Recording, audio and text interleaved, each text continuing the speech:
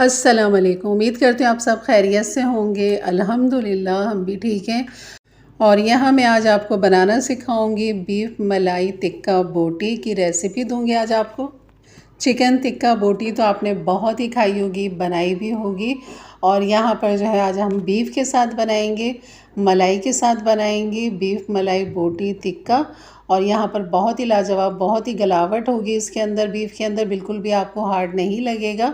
इसके लिए हमने यहाँ पर क्या काम करना है, सबसे पहले हम चलते हैं। इसका पहला स्टेप हमने करना है बिस्मिल्लाहिर्रहमानिर्रहीम। यहाँ पर मैंने आधा किलो बीफ की बोटियाँ ले ली जिनको खूब अच्छा सा धो लिया था। और यहाँ पर जो एक्स्ट्रा पानी आपको नज़र आ रहा है इसके अंदर मैं डाल दूँगी 2 टेबल स्पून सिरका और 1 टीस्पून डाल देंगे नमक। यहाँ पर पहला स्टेप जो बोटियों का हमने ये करना है कि इसको हमने इसके अंदर डिप करके रखना है इस पानी के अंदर। बोटियों को कम से कम आपने 10 से 15 मिनट रखना है इसे। उसके बाद फिर आप इसको निकाल के छन्नी में रखिएगा। तो यहाँ पर मैंने खूब अच्छा सा मिक्स कर लिया, नमक भी हल कर लिया है। उसके बाद आप सारी बोटियाँ इसके अंदर डाल दें। अभी जो कलर आपको नज़र आ रहा है इसके बाद जब आप सिरके से निकालेंगे तो थोड़ा ये वाइट की तरफ होगा। जैसे हम चिकन के साथ करते हैं सेम इसी तरह आपने बीफ के साथ भी करना है। इससे ये होता है तो एक तो इसके अंदर गलावट जल्दी आ जाती है सिरके की वजह से भी, और इसका जो ब्लड है ना वो भी सारा ख़त्म हो जाता है और इसका पिंक कलर वो भी ख़त्म हो जाता है। और इसके अंदर जो बाकी मसाले हैं वो मैं आपको दिखाती हूँ। यहाँ पर ये हरी मिर्च के 2 क्यूब्स हैं पिसे हुए, यानी कि 2 टेबल स्पून, और 2 टेबल स्पून ही ये पपीता है। 3 टेबल स्पून मैंने यहाँ पर दही ले ली है और 2 टेबल स्पून भर के हम ले लेंगे मलाई। कुटा हुआ साबुत धनिया ले लेंगे, यहाँ पर कुटी हुई मिर्च ले लेंगे, और यहाँ पर चला जाएगा गरम मसाला, और जाएगा यहाँ पर भुना पिसा सफ़ेद ज़ीरा। टाटरी भी हमने डालनी है इसकी क्वांटिटी में। इन सब चीज़ों के आपको जब मसाले डालूँगी तो आपको दिखाती हूँ। तो इतनी देर में हमारा जो ये है यहाँ पे 10 से 12-15 मिनट हो चुके हैं यहाँ पर।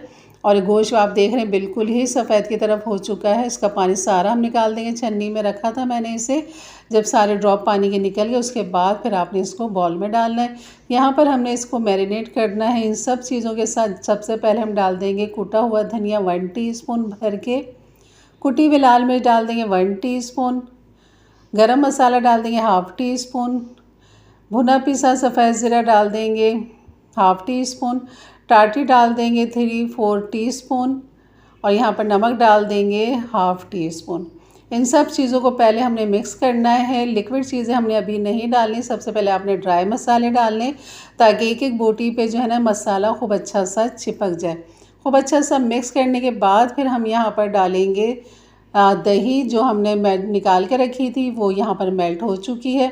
और यहाँ पर डालने के बाद इस दही को फिर हम डालेंगे इसके अंदर क्रीम डालेंगे जो हमने निकाली हुई थी। ये देखें ये मेरी होममेड क्रीम है, तकरीबन 2 टेबल स्पून है ये यहाँ पर डाल देंगे। आप टेट्रा पैक की क्रीम भी ले सकते हैं। और यहाँ पर डाल देंगे पपीता। ये पपीता आपको हरा हरा सा थोड़ा इसलिए लग रहा है क्योंकि मैंने इसको छिलके समेत पीसा है। तो आपने भी छिलके समेत ही पपीते को पीसना है, सिर्फ उसके जो बीज हैं वो आपने निकाल देने हैं। तो 2 टेबल स्पून पपीता डाल दिया, 2 टेबल स्पून ये हमारी पिसी हुई हरी मिर्च है, ये यहाँ पर डाल दें। मिर्चें जो हैं वो आप अपनी मर्ज़ी के हिसाब से रखिएगा। यहाँ पर हम 1 टेबल स्पून भी डाल सकते हैं हरी मिर्च। और यहाँ पर डाल देंगे लेमन जूस 1 टेबल स्पून।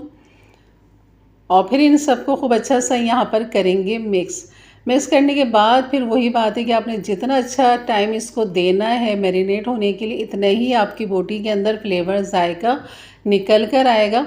तो आप इसको पूरी रात के लिए भी रख सकते हैं, और 2 घंटे तो कम से कम टाइम आपने इसको देना है ताकि इसमें गलावट पैदा हो जाए पपीते की वजह से, और सारे जो मसाले हैं वो भी खूब अच्छे से यहाँ पर हर बोटी में फ्लेवर लेकर आएंगे। तो आपने इसको मैरिनेट लाजमी करना है, कम से कम टाइम 2 घंटे, और ज़्यादा से ज़्यादा टाइम आप इसको पूरी रात के लिए भी रख सकते हैं। अगर आपने 1-2 दिन में इसको बनाना है तो आप 2-3 घंटे आप नीचे रखें फ्रिज में, और इसको फिर आप डीप फ्रीज़र कर दें, एयर टाइट डब्बे में डालें और इसको डीप फ्रीज़र कर दें। जब आपने पकाना हो तो बस बाहर निकालें, डीप फ्रोस्ट करें। उसके बाद फिर क्या अमल करना है तो चलिए मैं आपको बताती हूँ। अभी यहाँ पर मैं अपने छोटे बॉल के अंदर निकाल लेती हूँ, और इसको मैं ढक के फ्रिज के अंदर रख दूँगी 2 घंटे के लिए। और फिर उसके बाद फिर मैं आपको बताती हूँ कि आपने इसके बाद क्या करना है। तो तो यहाँ पर मैं आपको 2 तरीके बता दूँगी कि आपने 2 तरीके से आराम से बोटी बना सकते हैं। अगर आप बारबेक्यू कर रहे हैं तो आप बिल्कुल इन बोटियों को सीखों पे चढ़ाइए और बारबेक्यू कोयलों के ऊपर बनाइए, बिल्कुल बेहतरीन बन जाएगा। और अगर आपने बारबेक्यू नहीं करना, बिल्कुल आपने आराम से अपने किचन में बनाना है, तो आपने फिर इस तरह करना है कि इस तरह आपने एक बर्तन ले लेना है, कोई ऑयल, कोई कुकिंग ऑयल कुछ भी नहीं डालना। बस आपने जो है, क्योंकि हमने जो मलाई डाली है उसका अपना ऑयल होता है, उसकी चिकनाहट होती है, और दही की भी अपनी एक चिकनाहट होती है और गोश्त की भी अपनी एक चिकनाहट होती है। तो हमें यहाँ पर मज़ीद कोई भी मतलब ऑयल डालने की ज़रूरत नहीं है। बस यहाँ पर आपने खाली पैन के अंदर डालना है, चूल्हा ऑन करना है, और ये है बीफ का गोश्त, तो लाजमी हमने इसके अंदर पानी डालना है। तकरीबन मैंने 1.5 कप के बराबर इसमें पानी डाल दिया है, ताकि क्योंकि बीफ है, बीफ को गलने में थोड़ा सा टाइम लगेगा। पपीता भी है इसलिए ये जल्दी गल जाएगा, तो इसलिए 1.5 कप इसके लिए काफ़ी होगा। जब उबाल आ जाए तो आपने हल्की आंच पे रख देना है इसको पकने के लिए, और फिर आप इसको बीच में चेक भी करते रहें कि कितनी गलावट आ चुकी है, क्योंकि पपीता लगा हुआ है तो ये जल्दी गल जाएगा। और यहाँ पर पानी खूब अच्छा सा इसका ड्राई हो चुका है, और हमारी जो बोटी है उसको भी हम यहाँ पर चेक कर लेते हैं कि इसमें कितनी गलावट आ चुकी है। तो यहाँ पर माशाल्लाह काफ़ी अच्छी गलावट इसके अंदर आ चुकी है। बस इतना ही हमें चाहिए, मज़ीद हमने इसको नहीं गलाना, क्योंकि ये इतनी गल चुकी है। अगर आप हाथ से हल्का सा भी मैश करेंगे तो ये बिल्कुल बिखर जाएगी। तो इतना ही आपने इसको रखना है, क्योंकि ये मलाई बोटी है, तो बिल्कुल मलाई क्रीम की तरह ये बोटी हमारी होनी चाहिए। और यहाँ पर हम सारा पानी जो है ना इसका ड्राई कर लेंगे, और फिर करते हैं इसे डिश आउट और आपको दिखाते हैं कि इसकी लुक कैसी लग रही है। हर बोटी भी जो है इसका मसाला लगा लिपटा हुआ है। बिल्कुल आपने इतना ही इसको ड्राई करना है कि बिल्कुल मसाले से चिपक जाए, अलग अलग बिल्कुल ग्रेवी सी ना रहे। और इसमें आप चिकनाहट देख लेंगे, खुद ब खुद इसकी अपनी ही चिकनाहट है, जैसे कि मैंने आपको बताया।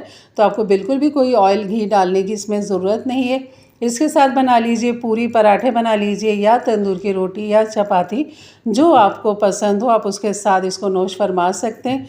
पूरी पराठे की रेसिपी बहुत ही आसान तरीके से मैंने बनाना सिखाया, कोई झंझट नहीं है, कोई उसमें लेयर या उसकी तह लगाने की, बिल्कुल बहुत आसान तरीके से मेरे चैनल पे उसकी रेसिपी मौजूद है। एंड स्क्रीन पे इंशाल्लाह उसकी रेसिपी मैं लगा दूँगी, तो आप इसके साथ पूरी पराठे अपने बारबेक्यू के साथ बना सकते हैं। और इसके साथ आप रायता बना लें, सलाद बना लें।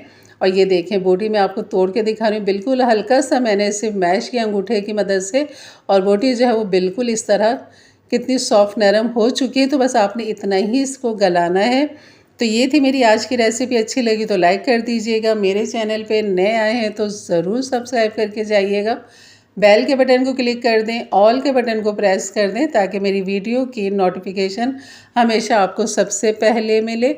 और अपने दोस्त फ्रेंड, अपने अहबाब में, अपने प्यारों में ज़रूर शेयर किया करें, ताकि उनके लिए भी आसानियाँ पैदा हों और वो भी इस तरह की मज़ेदार रेसिपी अपने घर में अपने प्यारों के लिए बना सकें। यकीन करें बहुत ही लाजवाब ये बोटी थी, बिल्कुल मुंह में जाते ही खुल गई थी, बहुत ही लजीज बनी थी। तो बनाइएगा मेरे अंदाज से, मेरे तरीके से। तो इंशाल्लाह मिलते हैं फिर एक अच्छी नई रेसिपी के साथ। तब तक के लिए इजाज़त दें, अपना बहुत सारा ख्याल रखें, दुआओं में याद रखें। अल्लाह हाफिज़।